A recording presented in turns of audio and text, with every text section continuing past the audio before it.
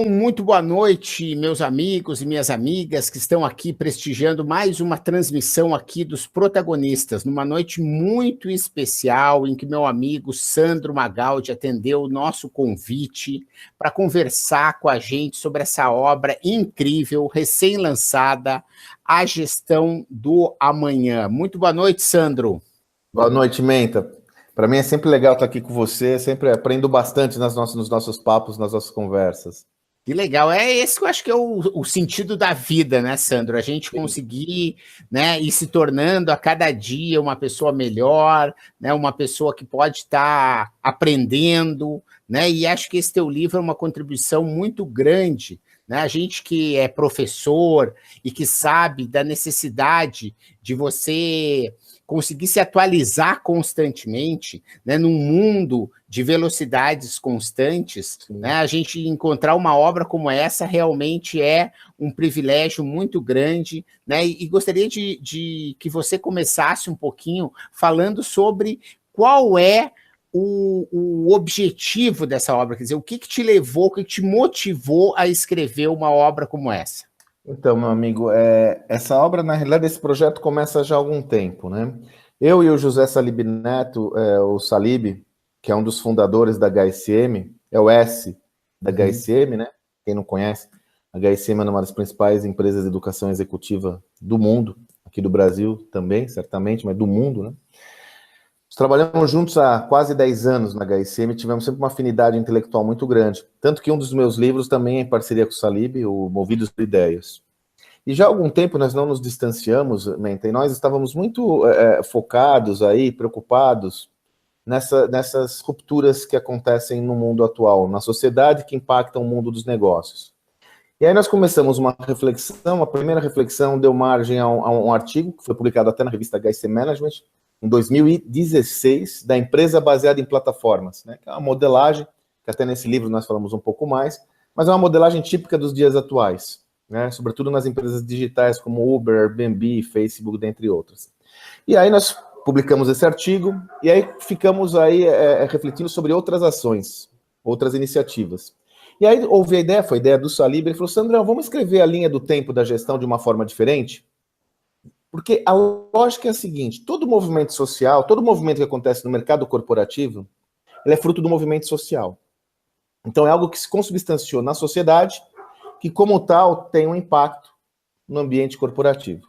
Vamos escrever então uma linha do tempo, onde ao invés da gente seguir uma cronologia de autores só, nós vamos pegar o que aconteceu na sociedade e mostrar qual foi o impacto disso para a gestão. Pô, achei uma ideia ótima, contratamos uma pesquisa, né, e começamos a escrever. Acabou esse paper, ficou muito legal, só que quando ele acabou o paper, Menta, nós chegamos justamente agora, nessa ebulição, nessa transformação toda. Quando nós chegamos no momento atual, eu e o Salib, nós conversamos, puxa, e agora? Depois de toda essa evolução, agora que realmente está no momento de ebulição, nós vamos acabar nosso projeto agora? E é aí que nós decidimos evoluir mais, trazendo a visão do mundo atual sobre o que é essa chamada quarta revolução industrial e seus impactos para as empresas, modelos de negócio, educação corporativa e liderança, né? Então, na realidade é um projeto, Menta, que ele começa muito tempo atrás e com a sua evolução a gente se consubstancia no livro, que é esse projeto mais recente, né? Que bacana, Sandro. E você sabe que a gente está aqui recebendo, né, nessa atividade que é dos protagonistas, né, que é uma iniciativa que eu e Paola Tucunduva iniciamos aí no ano passado, né, que visa justamente conseguir trazer esse mundo da gestão para que todos os empreendedores possam se apropriar das melhores ferramentas, das melhores técnicas, e a gente está aí num momento de fechamento da terceira turma, a gente já teve 2 turmas de protagonistas, tivemos vários resultados que são muito bacanas, e hoje ainda, no final dessa nossa conversa, a gente vai ter oportunidade para todos aqueles que quiserem fazer parte aí no grupo que está se formando da terceira turma, de estar conosco, recebendo um exemplar autografado pelo Sandro, do Gestão da Manhã e participando de uma mentoria que ele vai estar dando exclusiva para quem é protagonista agora em maio. E dentro desse contexto que eu gostaria de entender de você é o seguinte, quais são os elementos que mostram e que fazem você perceber e marcar que a gente está numa quarta revolução industrial? Excelente questão, né, Menta? Você que é um estudioso também sabe, né? As transformações contemporâneas da sociedade que impactam o mundo dos negócios não passaram despercebidas por ninguém. Alguns autores começaram a falar em revolução digital, outros em transformação digital, a nova era dos negócios, enfim, isso não é de hoje que muitos autores estavam procurando uma terminologia que melhor se encaixasse a essa era. Foi o Klaus Schwab. Klaus Schwab é o fundador do Fórum Econômico Mundial de Davos, o fundador e chairman do Fórum Econômico Mundial de Davos.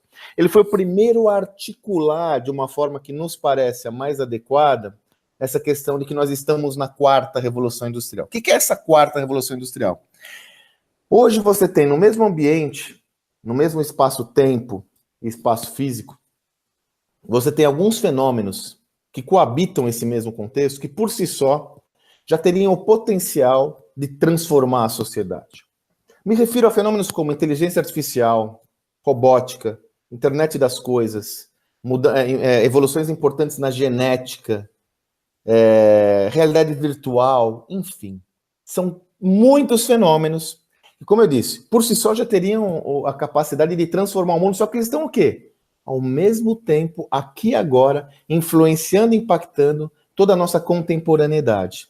Isso tem uma explicação que a gente comenta no livro, baseado em outro autor muito relevante na nossa opinião, que é o Salim Ismail, da Singularity University. O livro é Organizações Exponenciais, né? Onde nós trabalhamos essa lógica a Lei de Moore, né? Essa é uma grande obra de referência. A Lei de Moore, né, que a Lei de Moore foi desenvolvida pelo fundador, Gordon Moore, fundador da Intel, quando ele desenvolveu o microprocessador, ele já preconizava que qualquer sistema digital, qualquer sistema computacional, dobraria de capacidade a cada 18 meses, né? Então, com isso, a velocidade da mudança é exponencial, a tecnologia cresce exponencialmente. Vamos imaginar que hoje num celular, no smartphone, você tem mais tecnologia embarcada do que há 5, 6 anos atrás, talvez seriam necessários mainframes, né?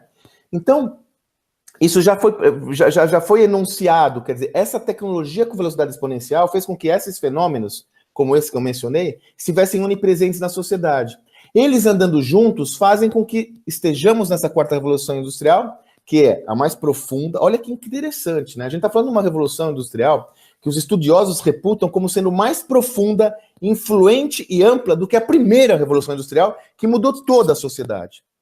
Mas, agora eu pergunto, alguém tem dúvidas que a nossa sociedade está mudando totalmente seus costumes, usos, relações éticas, de cabo a rabo, devido a transformações provenientes da tecnologia e da comunicação, né? E da comunicação. Isso é uma leviandade imaginar que o mercado corporativo passaria ileso dessas transformações, né, Menta? Então, a quarta revolução industrial se configura por todos esses fenômenos que nós olhamos, que estão tão presentes na nossa vida no dia a dia, que transformam totalmente as relações, né? Para finalizar, só o exemplo alguns exemplos, mas, por exemplo, eu sempre brinco que há 3 anos atrás, aqui em São Paulo, onde existe esse hábito, eu chamava o táxi apontando o dedo, né? Faz uns 2, 3 meses atrás, eu estava na rua, vi uma senhora que foi pedir um táxi. Quando ela foi apontar o dedo para pedir o táxi, ela se sentiu até envergonhada. Porque isso não funciona mais dessa forma. Aí você fala, tá, Sandra, mas essa mudança cultural. Mas tem uma outra mudança, não sei se você sabe, Menta, mas em 2016 houve uma redução de 20% no número de carteiras de habilitação emitidas em São Paulo. 20%. Um dos motivos? A matriz de mobilidade urbana mudou. O automóvel não está mais no ideário do jovem, não só do Brasil, como no mundo todo. Então você veja o impacto de uma tecnologia num comportamento que amplia, tem uma amplitude enorme, que muda a matriz de mobilidade de uma cidade inteira, né? Então essa é a quarta revolução industrial, e ela se configura com esses fenômenos que coabitam o mesmo espaço-tempo, né, Menta? Com certeza. E, Sandro, você nota que a gente que acompanha as pequenas empresas, né? Aquele empresário que às vezes é muito bom no que ele faz. Hoje, no grupo de protagonistas, a gente tem fábrica de móveis, a gente tem fábrica de blocos de concreto, a gente tem lavanderia, que são pessoas que são muito boas naquilo que elas fazem.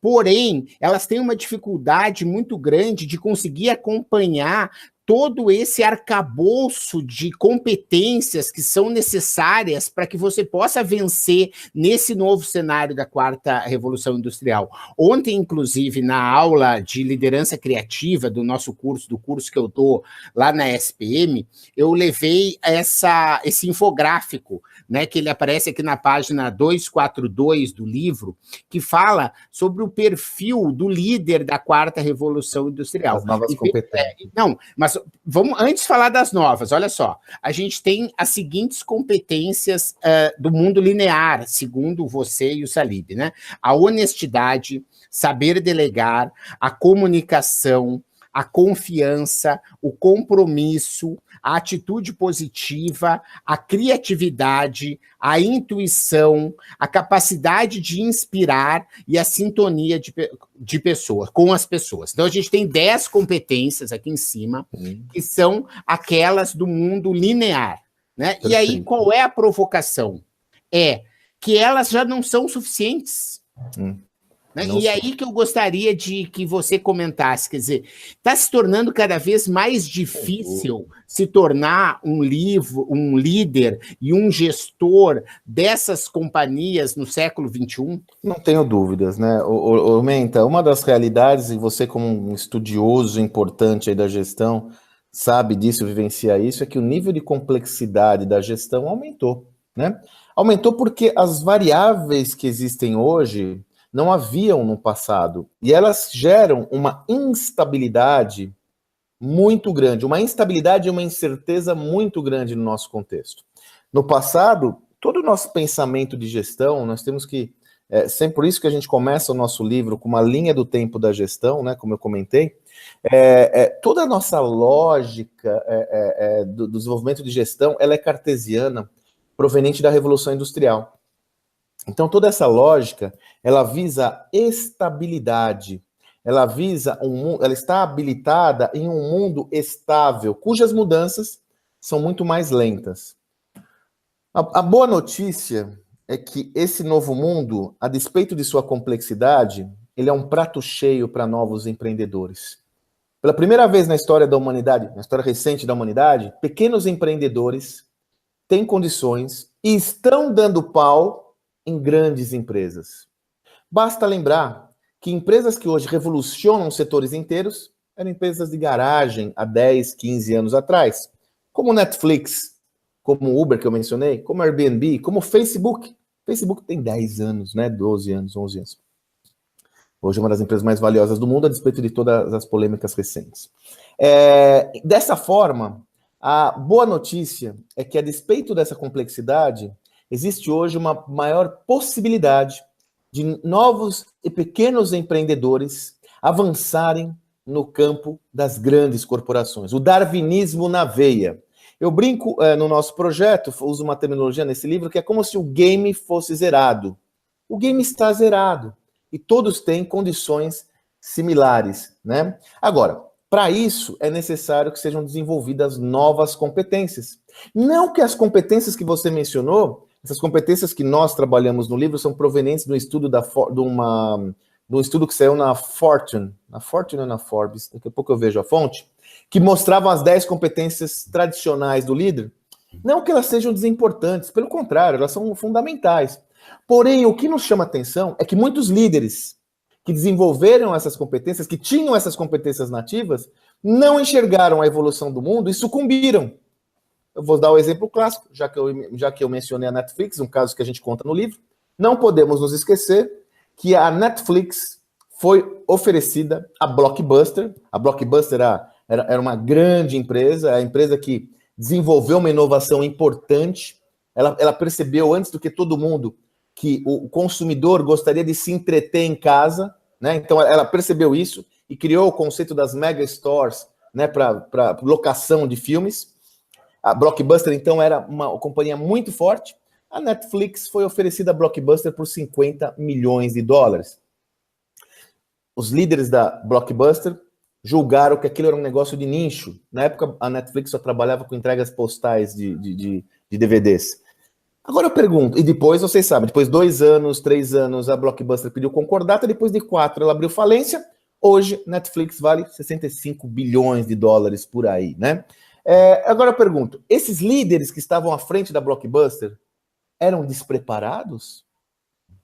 Eram líderes que não estavam habilitados, quer dizer, não estavam estudando? Pelo amor de Deus. Formados em Harvard, provavelmente. Exatamente, Menta. Essas principais universidades. As melhores consultorias, Menta. Devia ter lá McKinsey, Accenture, Bain Company, né?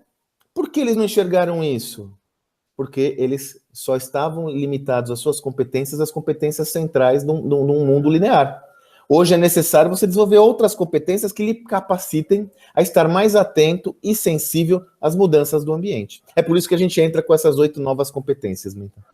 Que legal. Eu estou aqui começando a receber as primeiras perguntas, né? E eu acho que se o pessoal ainda não viu, lá na página, né, logo abaixo, está o número do WhatsApp que eu estou recebendo as perguntas aqui. E tem uma pergunta do Carlos Magno, que ele pergunta se essa nova gestão do amanhã, ela é transversal em todos os setores, quer dizer, isso acontece no agronegócio, na indústria, no comércio, no setor de serviços, né? Já que você fala em 4ª revolução industrial, eu acho que fica a pergunta de se isso é só na indústria ou se isso é transversal a todos os setores. Boa pergunta, né, Menta? Primeiro, vamos primeiro na semântica, né? A revolução industrial, ela não significa que ela é circunscrita à indústria. Na verdade, o que o Klaus Schwab fez foi trazer uma relação que já existia e era comumente conhecida, a primeira revolução industrial, essa sim, né, que se consubstanciou na indústria, para trazer a mesma semântica. Mas o que ele quer trazer mesmo, o que nós trazemos é que é uma revolução da sociedade. Né? A gente pode nominá-la como a era de transformação digital, enfim. Então, primeiro, não, ela é onipresente. Por que ela é onipresente, na realidade? Não é que ela é onipresente, a tecnologia hoje é onipresente. É evidente que você tem negócios 100% nativos digitais, que vão receber essa carga toda com muita intensidade. Você tem outros negócios que não são nativos digitais, mas que também vão receber essa carga com muita intensidade. Vamos dar um exemplo? Para ficar no nosso mundo aqui, vai? Lembrar um exemplo? Vamos lá. Academias de ginástica, né? É um negócio de tijolinhos, não é? Você tem lá academia, a pessoa tem que ir na academia, malhar, personal trainer e tal. Pois bem, qual que é o impacto da tecnologia nesse negócio? Eu não sei se todos vocês conhecem a Gympass, né? A Gympass é uma startup brasileira fundada em 2002 por 3 jovens. E o que fundamentou a Gympass foi um desejo de um dos fundadores que ele queria fazer academias em mais academias e não conseguia. Porque ele comprava lá o pacote dele numa dada academia, ele tinha que ficar lá preso 6 meses, 1 ano. Ele falava, mas eu quero fazer a academia que eu quisesse. E se eu desenvolvesse um aplicativo onde eu possa fazer academia em qualquer lugar que eu deseje e eu pago o dia? E assim surgiu a Gympass, que na realidade é um aplicativo, né, que lhe permite você pagar uma mensalidade. Existem milhares de academias cadastradas e por meio daquele pagamento você pode fazer a academia onde você desejar. Menta, esse negócio tem menos de 5 anos. Você concorda que esse não é um negócio nativo digital? É um negócio que surgiu do digital, mas ele está transformando as academias. Ele hoje tem mais de 1 milhão de alunos cadastrados no Gympass. Hoje o Gympass não é uma empresa que ainda abriu o capital ou fez uma rodada de investimentos aberta, mas já muitos especialistas falam que ela vai ser a próxima unicórnio, uma das próximas empresas unicórnio no Brasil. Empresas unicórnios são aquelas que têm um valuation, um valor de mercado acima de $1 bilhão. Aí você fala assim, mas Sandro, tem aquele jovem... Eu tenho lá no Protagonista um empreendedor que tem uma academiazinha de bairro. Nessa academiazinha tem 300 alunos, 200 alunos. Sim, está impactando esse empreendedor. Não tem como. Não tem como não impactar. Agronegócios, eu estou escrevendo um artigo agora sobre a questão do futuro do trabalho, enfim, que é um tema que muito me interessa, que eu exploro muito, nós exploramos muito no Gestão da Manhã. Mas a tecnologia no agronegócio, a chamada agrotech, é uma realidade inexorável. Tanto que existe, talvez, alguns estudiosos já dizem, que um dos gargalos de crescimento do agronegócio no Brasil vai ser a quantidade de profissionais técnicos especializados para dar conta de todas as demandas do agronegócio. Então, acreditem, Carlos Magno, ninguém vai sair ileso disso. Por isso que a minha grande sugestão, a minha principal sugestão é se envolva. Não se assuste com a tecnologia. Não haja como os ludistas, lá da época da Revolução Industrial, os ludistas foram aqueles que foram os primeiros refratários à tecnologia. Eles acharam que aquilo era uma transformação muito grande na sociedade e resolveram se abdicar de toda a relação com tecnologia. Não faça isso. Pelo contrário. E fizeram um movimento de tentar Formal. Quebrar as máquinas e de Exatamente. tentar quebrar o sistema. Problema. Sabotar a evolução, né, mãe? Não faça isso. Pelo contrário, vai de frente à tecnologia. Vai lá aprender. Uma das competências que a gente menciona do líder, uma delas é dominar novas tecnologias. O que é blockchain? Gente, porra, não é todo mundo que sabe o que é blockchain. Pouca gente está mexendo. Vai lá mexer. Vai lá olhar. Vai estudar. Peraí, mas esse modelo, esse agile marketing, o que é isso? Vai lá olhar. Mexe, cutuca. Faz o programa com os protagonistas, que seguramente você vai ter uma série de referências dessas, de gente fazendo isso. Você vai errar, né? Você vai... o Tim Cook comenta que entender de programação será mais importante do que falar inglês. Porque daqui a pouco as máquinas vão ajudar, inclusive, na tradução dos temas, já ajudam, né, com o Google Tradutor, enfim. Que a gente entende programação? Não é para você ser um programador, mas entenda. Né? Você tem que entender a semântica, o alcance. Faça, se envolva, porque vai lhe impactar. Vai lhe impactar. Né? E a gente está vendo que, mesmo com esse cenário que é até assustador, né? Assustador, sem dúvida. De polarização que a nossa sociedade brasileira vive hoje, que eu acho que esse cenário político, ele deixa a gente um pouco assustado com o que está acontecendo, né? A gente vê aí a 99, né? Notícias de ontem da Pipefy. Você viu a Pipefy? Que é loucura. Né? Agora, Menta, deixa eu te fazer, desculpa te interromper, mas eu acho aí, como nós estamos aqui entre amigos, né? Eu acho um absurdo essas notícias não serem noticiadas largamente, Menta. As pessoas nem sabem que o Pipefy é brasileiro, a grande mídia está passando à margem disso tudo, e foi um dos maiores movimentos da história dos negócios no Brasil, porque aconteceu lá. Nós precisamos tanto disso, né, Menta? Tanto dessa notícia, para que jovens que estão aí na sua caminhada, é uma caminhada dura. Empreender é duro, é penoso, é pesado, né? O Menta é um empreendedor experiente. Eu estudei mais de 30 empreendedores no meu sucesso.com, né? Empreendi no meu sucesso.com. Cara, é pesado. Essas notícias, elas além de trazerem um ensinamento importante, elas se dão uma revigorada, né? Mas parece que nós damos a preferência para a polarização ideológica, damos preferência para o ruim, porque se acontecesse, se a Pipefy quebrasse, aí falariam da Pipefy. Você concorda?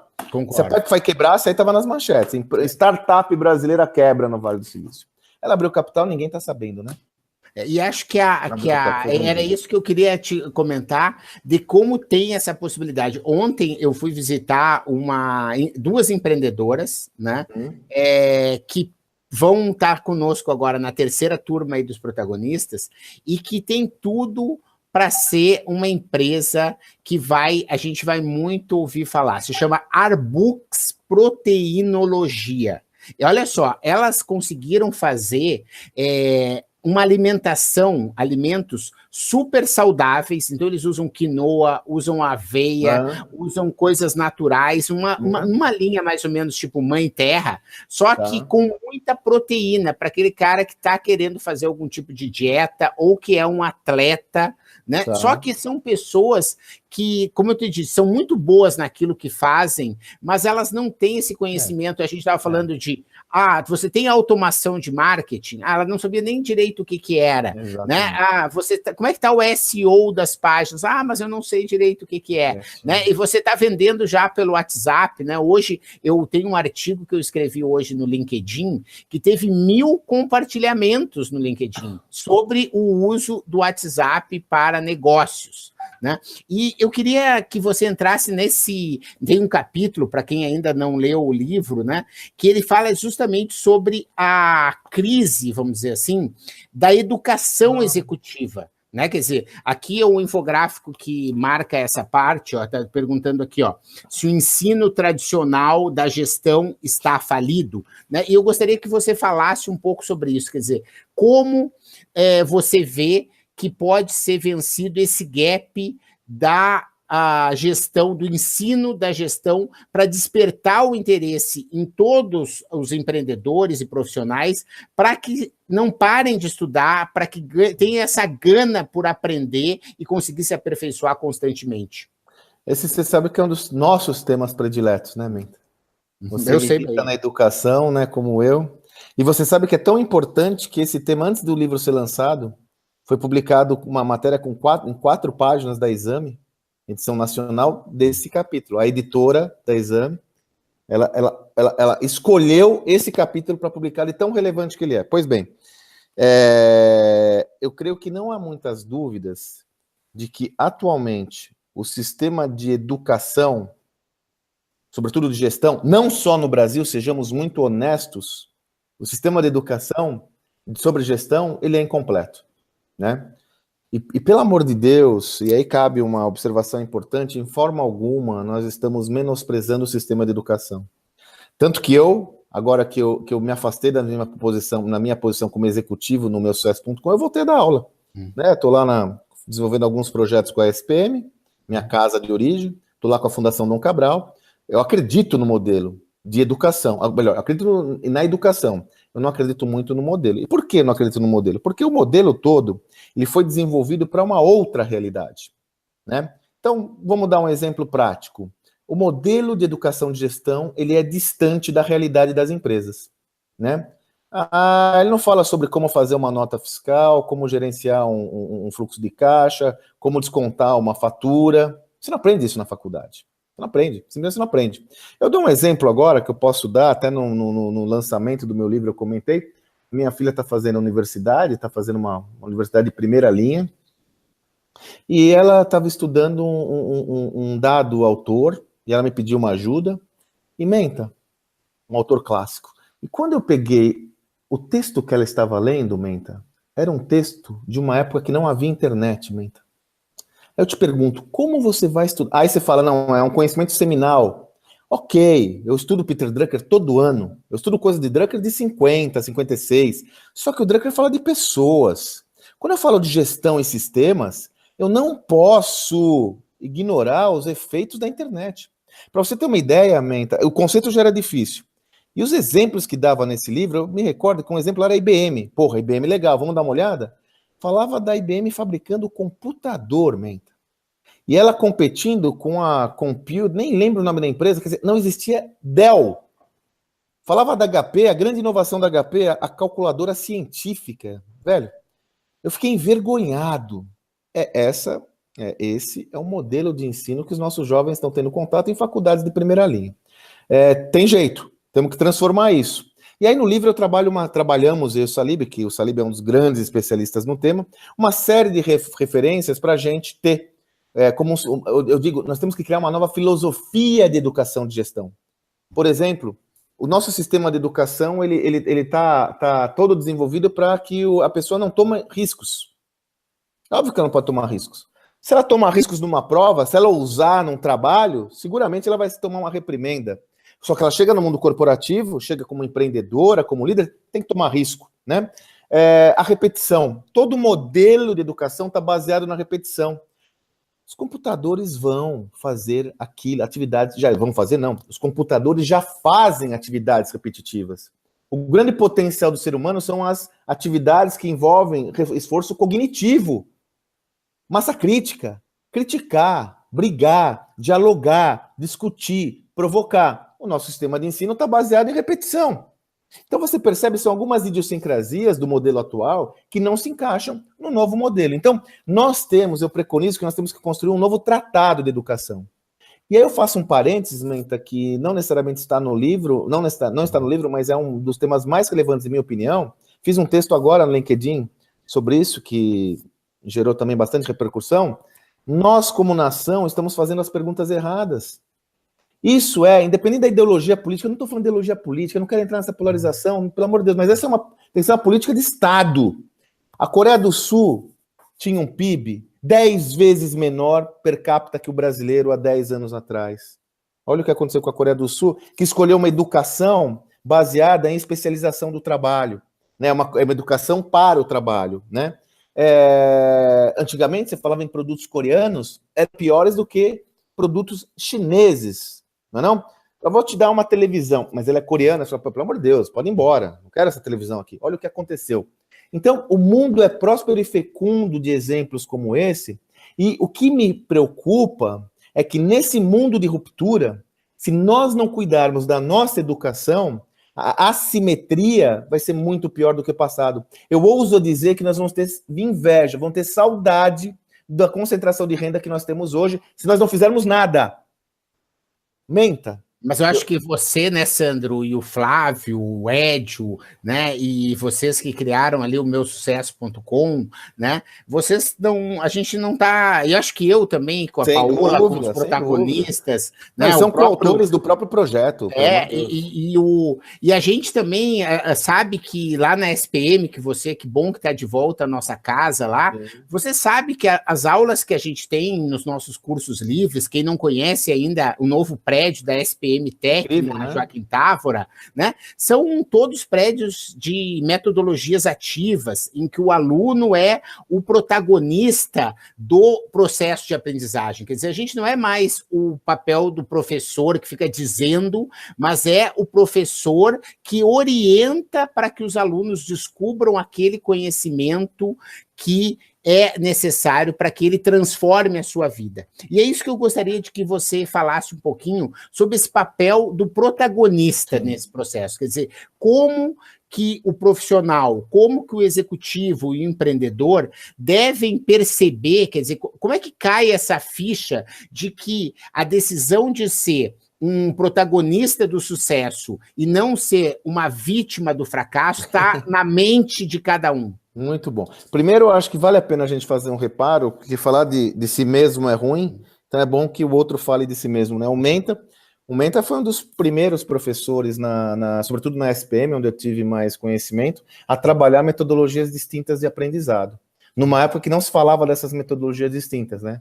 Parecia um louco com os post-its em sala de aula e tal, né? Foi um dos primeiros professores. O Menta faz isso ele já é um veterano em algo que o pessoal nem sequer, ainda hoje, sabe muito bem o que está acontecendo. Eu diria que a esmagadora maioria do corpo docente, muitas vezes uma grande instituição, nem sabe o que é isso, quanto mais ministrar essas aulas. O Menta é um exemplo clássico do papel do novo professor, que é um facilitador no processo de aprendizado, e não aquele ser que entende tudo e vai te explicar o que está acontecendo no mundo, porque ele não sabe nada, né? E nesse sentido que entra o modelo de educação, né, Menta, que é a base desse nosso capítulo do livro, né? Eu exercitei muito isso no meu sucesso.com, eu chamo o modelo de educação self-service, né? Você estuda e aprende a hora que você desejar, como você desejar, quando você desejar e por qual device que você quiser, pelo celular, pelo notebook, no trem. Você aprende no trem, né? Eu já fiquei muito feliz, uma vez eu tive a felicidade de pegar um trem ali na Berrine e ver uma pessoa assistindo um estudo de caso num celular, um estudo de caso do meu sucesso.com, perdão, num celular. Isso é brilhante.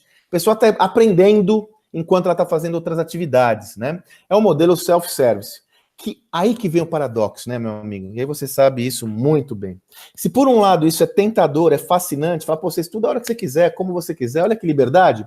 Por outro, eu diria que as pessoas não estão preparadas para isso. Elas ainda buscam uma ementa, elas ainda buscam alguém que lhe guie, alguém que lhe fale o que tem que fazer, né? Nós temos que nos desamarrar dessas amarras, nós temos que soltar esses grilhões, porque educação, veja, a função básica da educação é dar autonomia. A função básica da educação é dar condições para você protagonizar a sua vida. Por isso que eu falo que isso é uma escravidão. Se você está educado, se você a conhece, você tem a liberdade para fazer o que você quiser no mundo. Só que o detalhe é o seguinte, se no passado, na minha geração, no livro eu falo, né, a gente tinha aquela terminologia, né, então eu sou formado em publicidade. Hoje você não é formado mais em nada. Você está em eterna formação. E a responsabilidade pelo seu desenvolvimento não cabe a ninguém. A você mesmo que cabe. E se você não cuidar disso, se você não se responsabilizar pelo seu desenvolvimento, a má notícia é que você pode estar alijado do mercado de trabalho definitivamente. E assim, é cruel. E não adianta a gente reclamar, porque é cruel. Né? Ninguém vai ficar olhando, coitadinho, né? Nossa, você pode ficar confortável com as palavras de vitimismo, mas elas não vão encher sua barriga nem da sua família. Então eu diria que a gente tem que, pegar estouro a unha e fazer uma coisa que nós sempre fizemos. Acho que aqui o Menta é um estudioso, eu sou um estudioso, cara.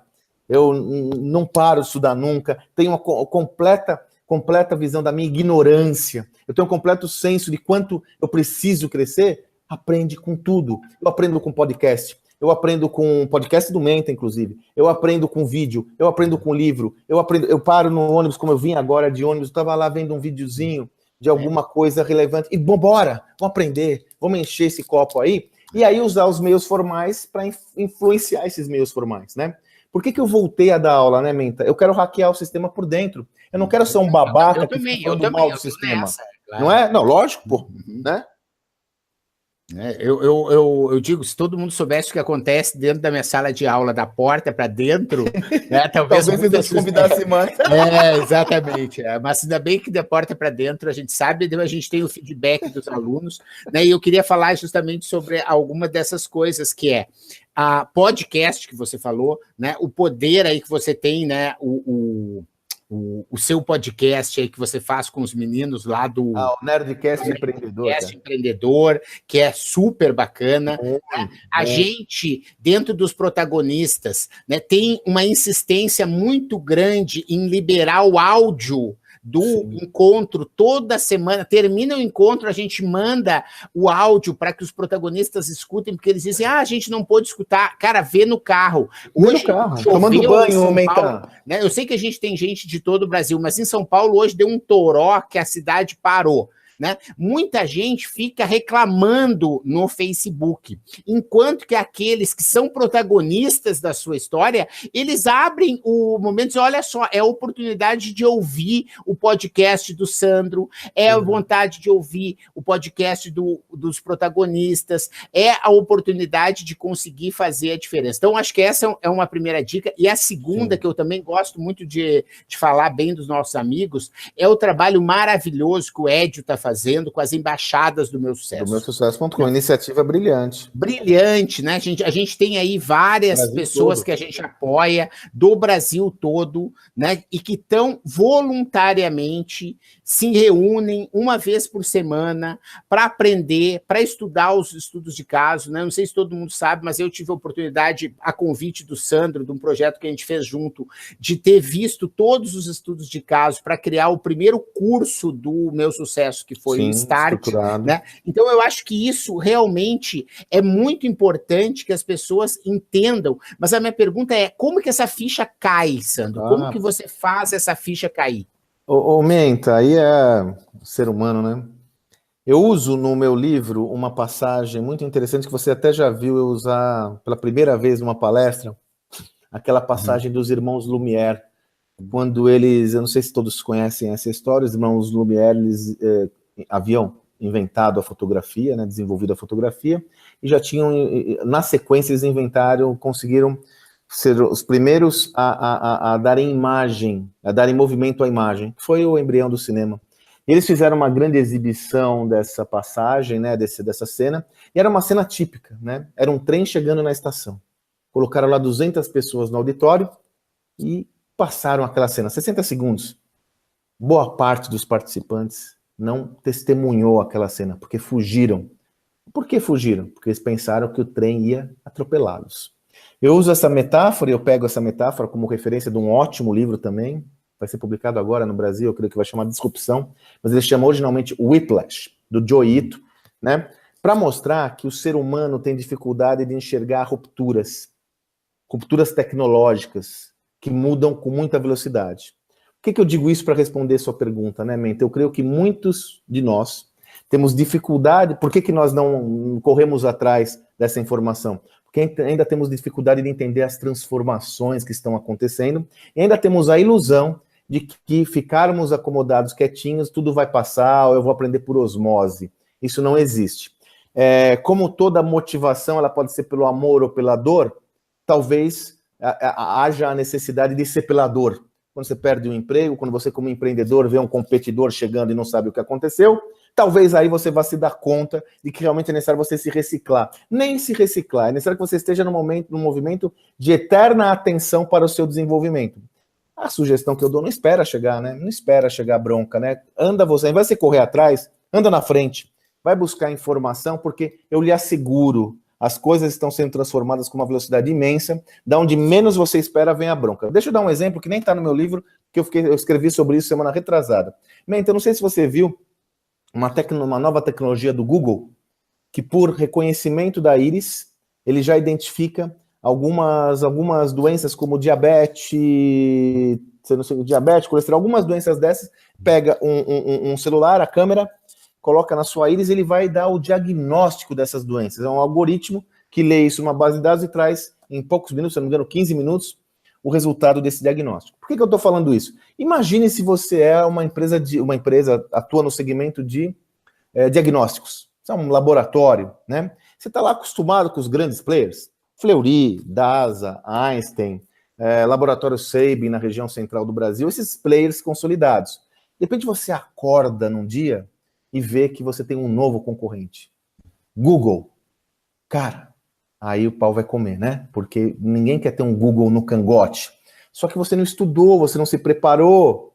Então não deixe chegar esse momento. Corre atrás, vai buscar, conversa com gente, se conecta com gente como Menta, vai lá, lê o Gestão do Amanhã, faz o que você quiser. Não quero nem vender o nosso projeto só para isso, porque eu sei que o contexto de educação é muito abrangente. Vai para cima. Porque senão você vai aprender pela dor, e às vezes é tarde demais, né? Que o diga Kodak, Nokia, Motorola, Blockbuster e todas as outras que nós contamos aí no livro, né? Mas deixa eu te dizer uma coisa que eu não sei se você sabe, que eu faço parte daquele grupo lá da Unesco, do NetExpo, lá que tem a oportunidade de ir. Eu vou a Paris, né? Faz 5 anos que eu vou a Paris em fevereiro para um evento que eu fui convidado pela Unesco para fazer parte, e esse ano, uma das grandes surpresas para mim foi a Kodak, que veio com uma tecnologia de blockchain para acabar com a pirataria das fotos. Sem dúvidas. Então, o que eu acho que é bacana nesse mundo, né, é que às vezes a gente tropeça, mas dá para levantar.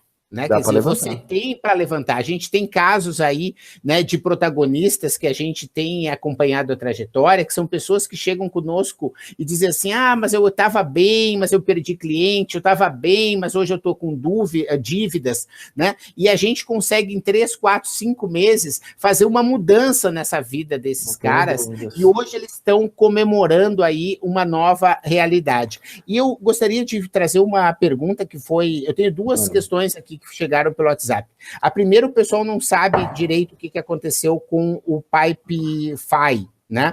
Eu vou só mostrar, você dá uma googada aí, ó, pessoal, no Pipefy, olha só, tá aparecendo, ó, Pipefy levantou ontem 16 milhões de dólares numa rodada de investimento série A, que é com os investidores que são fundos de investimento, a OpenView Partner e a Trinity Ventures, né, que são outros fundos que já investiram em grandes empresas como a Tesla, como o Facebook, como outras, né, e eles chegamos agora, os brasileiros também estão nessa, então, só para mostrar, né, de que a gente não é tupiniquim, assim, de que a gente vai ficar para trás, a gente vai ter vários até o final desse ano. Vai ter um monte. Pelo menos uns 5 ou 6 outros unicórnios brasileiros aí, né, a gente tem não vamos esquecer que o que diferencia o Pipefy é que ele fez esse movimento lá, na cozinha dos caras. Isso é o mais relevante do Pipefy. Ele foi lá e aqui, ó, nós somos brasileirinhos aqui, tudo bem aqui, vamos fazer acontecer. E lá ele foi reconhecido. Quando entra um investimento desse, ele é reconhecido, né? Então, não tem muita acordo, coisa. Né? A gente tem um outro cara que também tá para entrar aí nos protagonistas, que se chama Jones, né? Que ele tem um modelo de negócio incrível, cara, que é uma assinatura para conseguir que o seu computador, um trabalho que todo mundo já passou, o meu computador tá lento, ele tá com vírus, ele tem que ser atualizado, você paga tipo nada, R$50 por ano, e você tem um serviço que ele tem uma assistência completa para conseguir te auxiliar no seu computador. Então, vejam só que são modelos de negócio que estão surgindo, que são muito revolucionários, e a gente tem uma outra pergunta aqui que eu queria ainda aproveitar, porque daqui a pouquinho a gente já vai terminar também, gente. Falando em educação, como nós, como pais, podemos orientar nossas crianças neste universo que as escolas estão atrasadas? A pergunta é do Elias. Bom, Elias, essa questão eu tenho 2 filhas hoje, já não são tão crianças, uma tem quase 19 e outra quase 15, né? Mas esse sempre foi uma das minhas principais pautas de preocupação até hoje, né? E o que eu vou compartilhar com você, Elias, não é uma visão do estudioso. Como eu falei, eu estudo muito mais a questão da educação corporativa do que a educação no nível básico. Mas eu vou te compartilhar com você a minha visão de pai, olhando todo esse contexto. Nós temos de fazer o papel complementar da escola. Então, por exemplo, se você tem um filho pequeno, não deixe de amanhã olhar quais são as opções que você tem de code school, escola de código, e coloque os seus filhos para aprender código. A primeira coisa que eu faria, meu sobrinho, de 8, 9 anos, Gabriel, está lá fazendo código, está estudando código, está estudando para YouTube, agora está fazendo programação para Minecraft, percebe? Então, a primeira coisa, faça o que a escola não está fazendo. E hoje você tem boas escolas, meu grande amigo Carlos Alberto Júlio está trazendo para o Brasil uma das principais escolas de código do mundo, né? Aqui em São Paulo, você tem franquias. Primeira coisa, tem que aprender código. E até porque, só fazer um parêntese, né, Sandro, que se a gente não fizer isso, no Reino Unido, já faz 5 anos que a codificação de software está no currículo escolar desde o jardim da infância. Então, o nosso competidor está já aprendendo linguagem de programação desde que nasce. Então, tem que sair atrás. Cara. Só fazer um parêntese aí na sua raciocínio, né? Não há dúvidas. E esse conhecimento, ele é essencial, cara. A gente vai ficar para trás. Então, a primeira coisa é essa. Procura lá a melhor escola de código da sua cidade e já programa. Quer começar? Começa fazendo programação no YouTube, que eles gostam. A molecada gosta de YouTuber. Pega Minecraft, pega o que ele curte. E ele vai introjetando nele o gosto por esse conhecimento lógico, racional. E, de restante, Elias, acompanhe de perto o processo de aprendizado dos seus filhos. E faça aquilo que a escola não faz, que você julga ser relevante. Então, por exemplo, conhecimentos gerais, artes, tem uma lacuna? Faça você. Input. Nós temos, a nossa geração, né, Elias, eu não sei a sua idade, mas a minha geração, ela cometeu um erro atroz ao delegar toda a responsabilidade da educação dos seus filhos para a escola. Tanto que existe ainda uma fala, mas a escola não está ensinando o meu filho, mas a escola. Aí eu te pergunto, o que você está fazendo sobre isso? Eu, por exemplo, eu frequento ainda hoje, assiduamente, as reuniões de pais. É hoje que meus filhos estão maiores, não é tanto assíduo, mas eu frequentava de cara, era um dos poucos homens. Eu sabia tudo o que estava acontecendo, criticava, participava ativamente da escola, mas sabia do meu papel.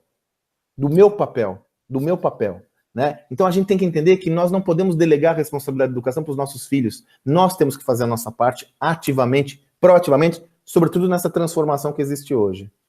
Isso é, né, ser protagonista da educação dos filhos. E acho que vale a gente mencionar pessoas aí que são nossos colegas aí, professores do Meu Sucesso, porque eu sou professor, a Paola, que também é comigo nos protagonistas, é professor, o Murilo Gan tá com um projeto incrível de criatividade e educação de crianças, né? O Cri Cri Cri, né, que é um projeto incrível, que é como formar crianças, e o João Kepler, né, que tem um livro de como educar crianças para o empreendedorismo. Né? Então, quer dizer, a gente faz o trabalho, né, a gente não fica reclamando, né? A gente faz o que é possível. Às vezes não faz tudo, né, mas a gente faz do que está ao nosso alcance, né, Sandro? A gente não fica à margem disso tudo, né, Menta? Não fica só olhando de coadjuvante, né? Essa escola que eu mencionei a vocês, inclusive a Digital House, do Carlos Alberto Júlio, que foi um grande amigo também, é professor do meusucesso.com, foi presidente da HSM quando eu atuei lá, vale a pena dar uma olhada. Né? Para a Digital House, por exemplo, tem como sócios o fundo do Bonovox, do YouTube. O pessoal está olhando muito isso, né? Hoje tem muito mais opções. A boa notícia, né, Mente, é que hoje tem muito mais opções que no passado, né? Tem muito mais acesso a esse tipo de conhecimento. Não, com certeza. Sandro, a gente tem aí 10 minutos para encerrar. A pergunta que também eu gostaria de entender, voltando aqui à questão do livro e fazendo o link, né, com essa questão do protagonismo, a gente nota dentro dos empreendedores que fazem parte do grupo que a gente acompanha, que um dos grandes valores do nosso programa de aceleração de resultados é poder ter pessoas como você, como mentor, né? Então, é importante que você saiba, né? Se você fizer parte aí da terceira turma, né? Agora em maio, né? Eu até lembro, eu acho que é 8 de maio, né, Sandro? O Sandro vai estar fazendo uma mentoria exclusiva para protagonistas, né? Então, se você quiser, né? Embaixo aqui da transmissão tem um botão que você 8 de maio. Clicando e você aderindo aí à terceira turma que começa na segunda-feira, vai ter uma mentoria direto do Sandro, que daí não é para falar de geral de gestão de negócio, mas é falar do seu negócio. Assim como você vai estar podendo receber um livro autografado aí pelo Sandro dentro da sua casa, na sua casa. E a questão é, você acha que essa questão da solidão do empreendedor, quer dizer, é difícil, muitas vezes, o cara sozinho conseguir vencer todo esse arcabouço de conteúdos e de mudanças? Quer dizer, qual é o papel da colaboração dentro desse processo para vencer aí as dificuldades e aproveitar as oportunidades que vêm pela frente? Meu amigo, sua pergunta é fantástica, né? Qual que é o maior cluster de desenvolvimento empreendedor do mundo? Ele está localizado onde? O maior cluster de desenvolvimento de empreendedorismo do mundo hoje? No Vale do Silício, né? A despeito de algumas críticas sobre o modelo que aquilo tomou, ele ainda é o maior cluster de desenvolvimento e inovação do mundo, inovação e empreendedorismo do mundo. Se você perguntar para 10 empreendedores qual que é o maior valor do Vale do Silício, 10 vão falar o ecossistema. É a possibilidade que você tem de interagir com pessoas do mundo todo, com especialistas do mundo, são os melhores especialistas de diversos conhecimentos técnicos que você necessita, justamente para combater sua solidão. Eu fico muito feliz, né, Menta, porque há 4 anos e meio, quando nós começamos o meusucesso.com, o ecossistema empreendedor do Brasil mudou muito, né, Menta? Né? Com mudou certeza. Demais. E para melhor, demais, né? Para melhor. Muito melhor. Às vezes passa embaixo do nosso radar, muitas vezes nós não percebemos, mas mudou demais. Você, por exemplo, desenvolveu um projeto fantástico com o Sebrae, buscando uma modelagem de conteúdo muito mais acessível ao empreendedor, coisa que não havia no passado. O empreendedorismo digital, com as aceleradoras, a ACE, toda essa turma, cara, isso mudou demais. O que é tudo isso?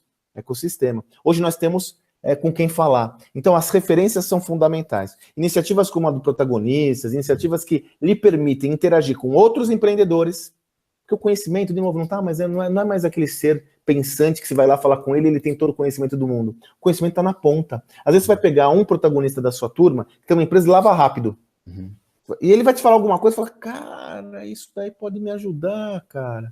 Como você vai conseguir ter essa informação hoje, vivendo na sua concha? E olha, no meu livro eu coloco uma coisa, eu pego uma licença da minha grande referência intelectual, que é o Peter Drucker, e eu e o Salib tomamos a ousadia de pedir licença para ele. O Drucker falava o seguinte: a cultura devora a estratégia todo dia no café da manhã.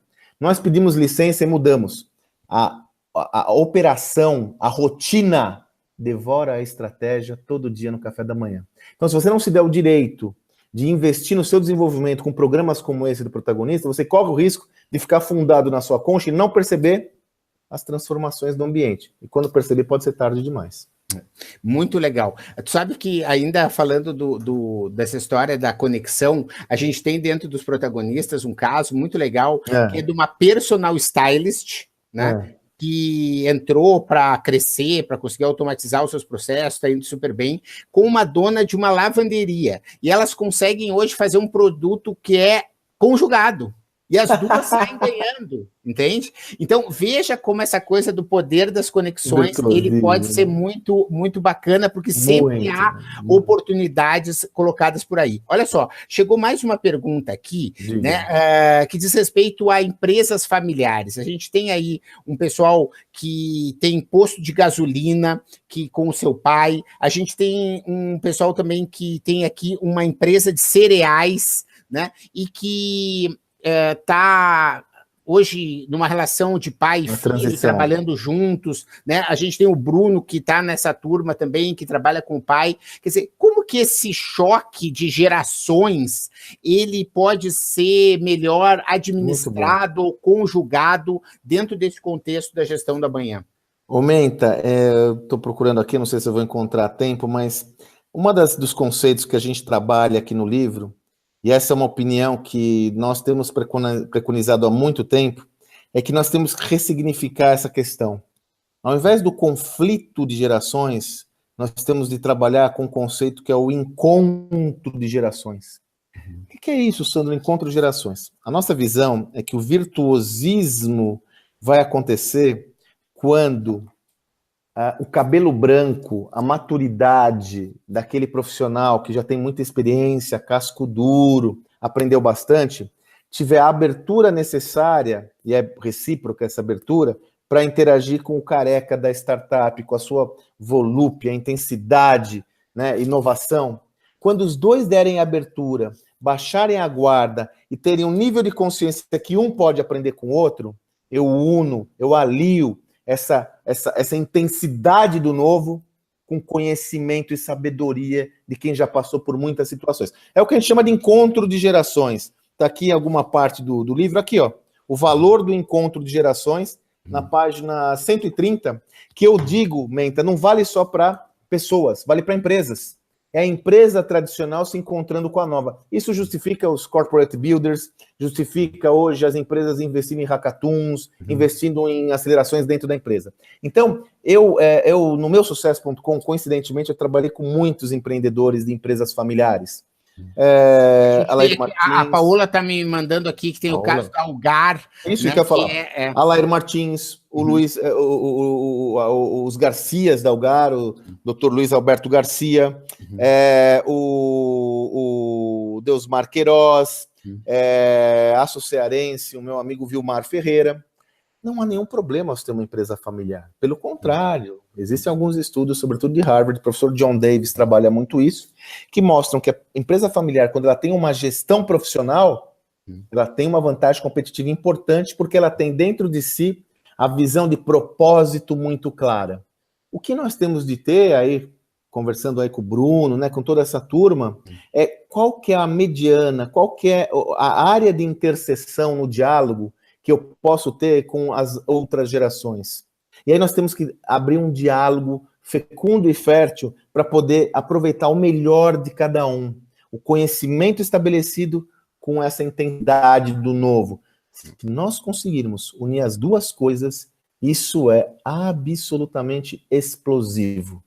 Com certeza. E vale também lembrar que a Paola tem, dentro da Fundação Dom Cabral, né, ela fez um curso que é para sucessão de empresas familiares, de formação de jovens empreendedores que vem fazendo aí um grande sucesso. Então, Sandro, estamos aí 22h28, né, estamos na nossa hora, a gente gosta de cumprir bem direitinho o espaço, né, e eu agradeço demais a tua dedicação de estar aqui de noite, né, voluntariamente, né, e gostaria de lembrar que você, né, eu recebi vários comentários aí de, obrigado, Menta, pelo convite, adorei o Sandro, o papo foi muito rico, agora eu vou investir no livro, me disse aqui a Matilde pelo WhatsApp, ótimo, né, Matilde. E eu posso lembrar que se você, né, gostou realmente desse conteúdo, se você está querendo, né, ter a possibilidade de conversar com pessoas como nós, de ter outras pessoas, como o próprio Edio, como o Pedro Weingartner,